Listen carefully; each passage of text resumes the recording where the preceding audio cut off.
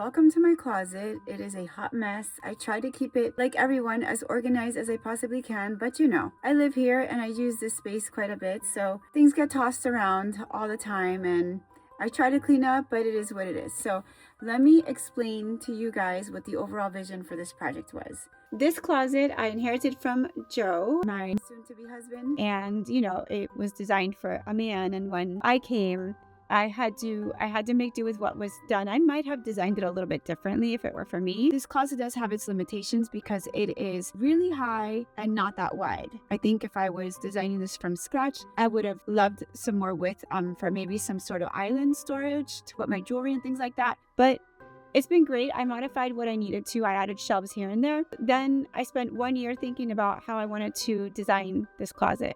And this Harry Potter thing kept coming and coming and coming to my mind. I love Harry Potter. I love Harry Potter. And of course, everything in my life is somewhere related to Harry Potter. So finally, I decided it's time to execute. And the first thing that made me think about that particular direction was these two drawer fronts that you have here. I'm going to move you for a second. These, I wanted them to look like they were trunks or old suitcases stacked one on top of the other. And then I have this little trolley cart that I just bought and a few pieces of Louis luggage. And you guys know that I love trunks and luggage. I cannot help myself. When I go into my fantasy creative brain, I make up stories in my head about what this space would be, what would it mean for the individuals traversing this space, how would they use it, is there some sort of magical, because this is Harry Potter, some magical story that goes along with this. And this is kind of what I imagined so that this design could come to life.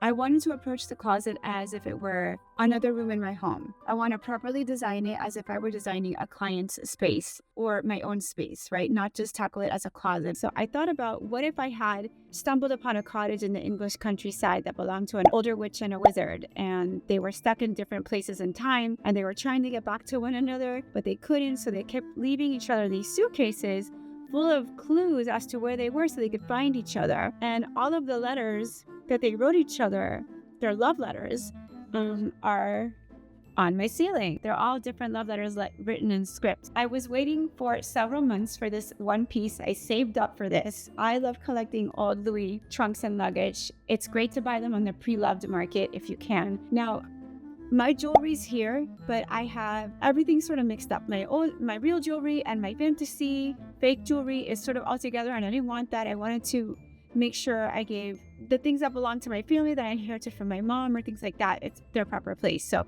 I wanted to use this trolley as extra storage for things like, things that I use to pad my feet, like insoles, things like that, or in the suitcases. But I also wanted to house some jewelry that was important to me. I had purchased one jewelry box, and this is the one that I was waiting for.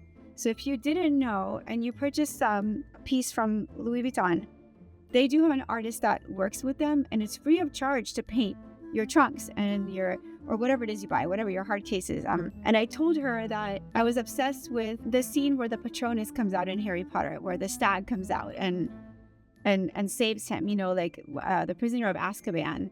And I wanted her to draw a forest at night with the moon, and there should be an owl there, and I wanted the Patronus there. And she and I spent months back and forth designing this, and this is what came about, you guys. This is insane. She painted it to look like the leather was being pulled back to reveal this scene. I sold a bunch of stuff on the pre-loved market myself to be able to buy myself this gift. And so it's gonna live here. You can see I've been collecting these trunks, and like I said, they're functional storage for me.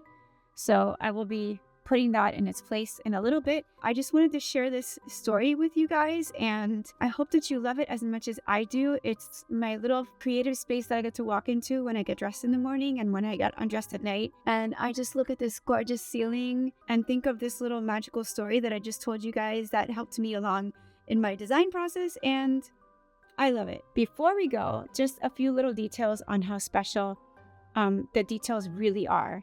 So here I have some spells and also the 4 Harry Potter houses. But check this out.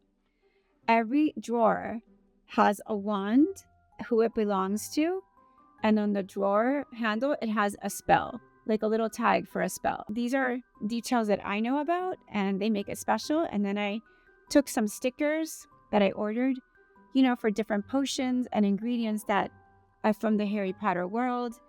I will link all of these materials down below. I love it. I come in, I feel like I'm looking at a bunch of stacked trunks and suitcases. I think it's amazing. It's just amazing. But if you were to ask me what my favorite thing is, it's above me. And by the way, that is a true attic right here. But I didn't want to just see one, so I made my contractor create a secondary fake attic door.